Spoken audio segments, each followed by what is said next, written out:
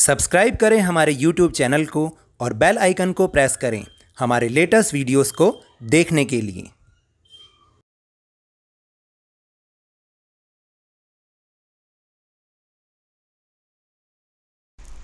Hello and welcome to Lavneesh Sir की class.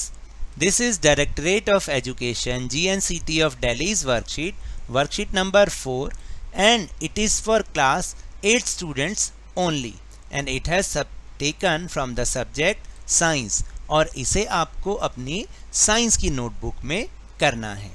Today we will discuss about microorganism in this worksheet.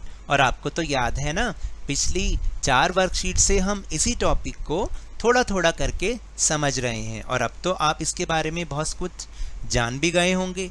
जैसे first worksheet में हमने ये पढ़ा था कि what are the micro organism और माइक्रोब्स व्हाट है ना, और टाइप्स ऑफ माइक्रो ऑर्गेनिज्म भी हमने पढ़ा।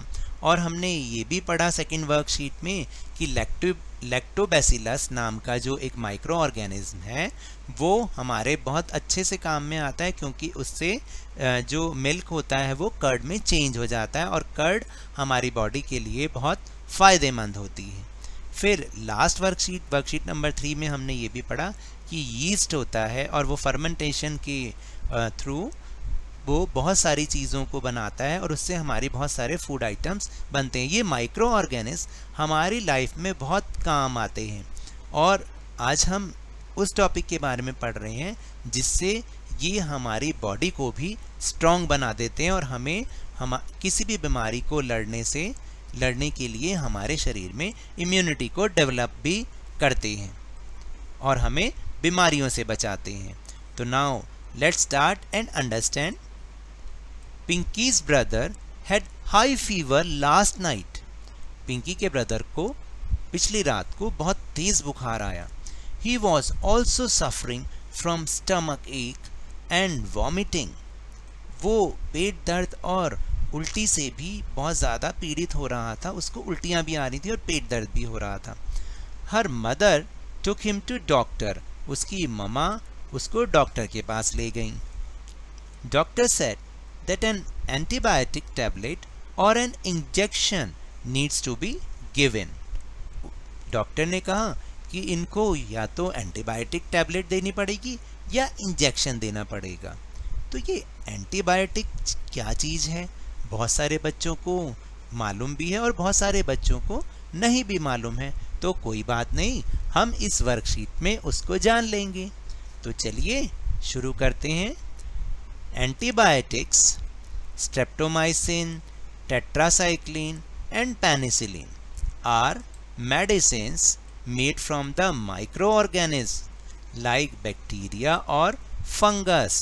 तो देखिए, जो एंटीबायोटिक होती हैं वो एक मेडिसिन होती हैं जो कि माइक्रो ऑर्गेनिज्म जैसे बैक्टीरिया और फंगस के द्वारा बनाई जाती हैं, और इनमें यहाँ पर 3 इनके नाम भी बताए गए हैं, स्ट्रेप्टोमाइसिन, टेट्रासाइक्लिन एंड पेनिसिलिन। मेरे साथ बोलिए, streptomycin, tetracycline and penicillin. These antibiotics either kill or stop the growth of disease causing microorganisms. तो ये जो एंटीबायोटिक होती हैं ये उस डिसीज़ को या तो वहीं रोक देती हैं, जो उसके माइक्रो ऑर्गेनिज्म्स को या तो वो वहीं रोक देती हैं या फिर उनकी ग्रोथ को रोक देती हैं। ठीक है, या तो उनको वहीं मार देती हैं या उनकी ग्रोथ को रोक देती हैं, ये जो एंटीबायोटिक्स होती हैं। We can also control many diseases in plants and animals with the help of antibiotics. देखिए, हम जो भी हम ह्यूमन बीइंग हैं, हम पे तो ये असरदार होती ही हैं, हमारे शरीर के लिए तो फ़ायदेमंद होती ही हैं, लेकिन अगर प्लांट्स या एनिमल्स को भी कोई डिसीज़ हो जाए तो उसको कंट्रोल करने के लिए, उस डिसीज़ को कंट्रोल करने के लिए भी हम इन एंटीबायोटिक्स की ही हेल्प लेते हैं। बट क्या तुम्हें ये जानने की क्यूरोसिटी नहीं होती कि एंटीबायोटिक आखिर बनाई किसने? तो चलिए हम इसमें समझते हैं। Penicillin was the first antibiotic discovered by Alexander Fleming. यानी कि अलेक्जेंडर फ्लेमिंग ने सबसे पहले जो एंटीबायोटिक खोजी उसका नाम था penicillin. You must have heard about pulse polio vaccine. जानते हैं ना पल्स पोलियो वैक्सीन किसे कहते हैं? जब ये कोरोना नहीं था, अभी तो कोरोना के कारण सबका ध्यान कोरोना पर ही है, तो लेकिन जब ये नहीं था, याद कीजिए, हर ट्राइमेस्टर पर यानी 3 माह के बाद, 3 महीने के बाद ये पल्स पोलियो अभियान होता था, कैंपेन होता था। और या तो हम 5 साल तक के बच्चों को उन सेंटर पे ले जाकर पल्स पोलियो की दवाई फ्री में वहाँ पर पिलाई जाती थी, हम पिलाते थे, या जो हमारी आशा वर्कर्स होती हैं ये नेक्स्ट डे हमारे घरों पर खुद विज़िट करती हैं और जो 5 इयर्स तक के, अप टू 5 इयर्स तक के चिल्ड्रन हैं उनको वो पल्स पोलियो की वैक्सीन यानी ड्रॉप्स पिलाती हैं।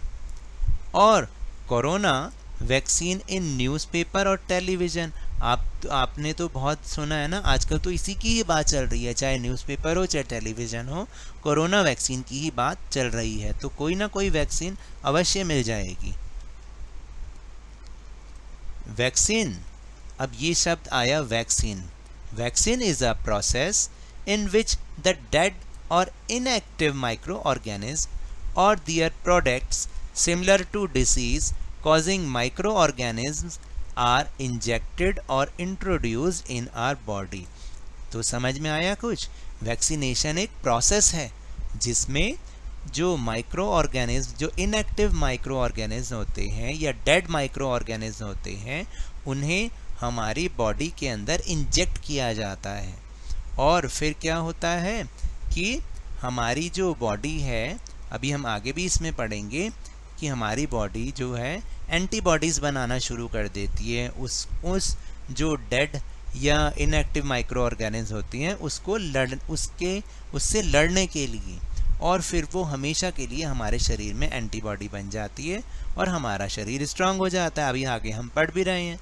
This helps the body to prepare its defence mechanism. देखिए हमारे शरीर में भी एक डिफेंस मैकेनिज्म काम करता है। यदि कोई बीमारी के कीटाणु हमारे शरीर में आ भी जाते हैं तो हमारा शरीर क्या करता है कि जिनकी इम्यूनिटी अच्छी होती है उनका शरीर खुद से एंटीबॉडीज़ बनाता है और उनसे लड़के उन्हें ख़त्म कर देता है। नहीं तो उसके लिए फिर हमें इंजेक्शन लगवाना पड़ता है, यानी वैक्सीन लेनी पड़ती है, और उसमें क्या होता है कि हमारे शरीर में वही जो डेड या इनएक्टिव माइक्रो ऑर्गेनिज्म को डाला जाता है, फिर हमारा बॉडी जो है वो एंटीबॉडीज़ बनाता है और उनसे लड़ता है। आगे लिखा भी antibodies to be able to fight against the diseases in future, और फ्यूचर में उस वाली बीमारी से लड़ने के लिए हमारा शरीर हमेशा तैयार हो जाता है। दस makes us immune against disease, और हमारे शरीर में उस डिसीज़ को से लड़ने की इम्यूनिटी डेवलप हो जाती है। Small children are vaccinated at young age so that their body prepares itself to fight against the diseases। इसलिए जो स्मॉल चिल्ड्रन होते हैं उन्हें बचपन में, यंग एज में ही वैक्सीनेशन करवा दिया जाता है ताकि उनकी बॉडी जो है किसी भी डिसीज से लड़ने के लिए तैयार हो जाए। और फिर लास्ट फैक्ट है, Edward Jenner discovered the vaccine for smallpox for the first time. क्या नाम था? Edward Jenner.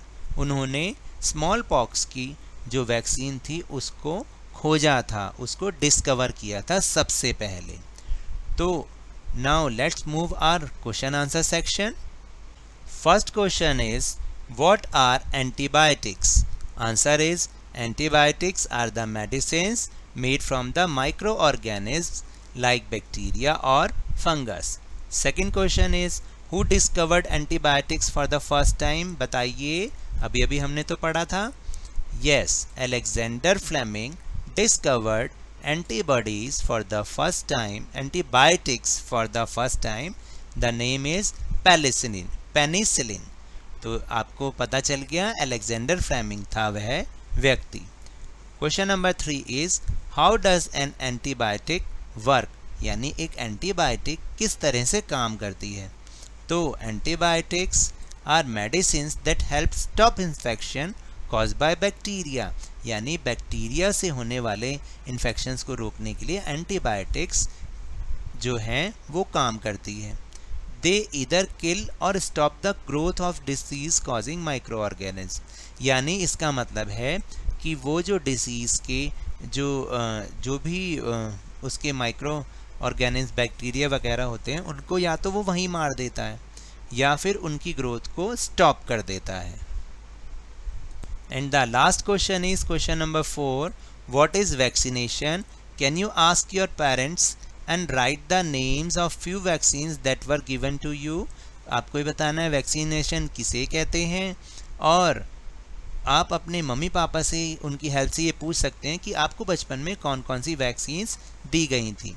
तो answer is vaccination is a process in which the dead or inactive microorganisms or their products similar to disease causing microorganisms are injected or introduced in our body.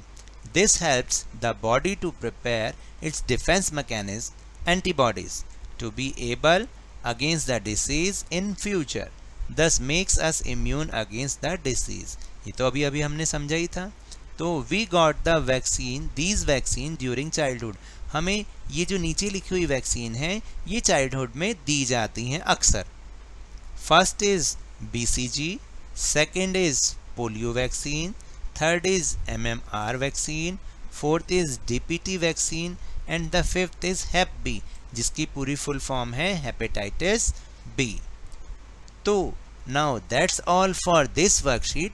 अगर मेरे इस तरह समझाने से आपको थोड़ा सा भी समझ में आया हो तो इस चैनल को ज़्यादा से ज़्यादा सब्सक्राइब कीजिए, लाइक कीजिए और बहुत ही ज़्यादा शेयर कीजिए, और मेरे साथ इसी तरह वर्कशीट को समझते रहिए, लेकिन ध्यान और मन लगाकर ज़रूर पढ़ते रहिए। Thank you very much.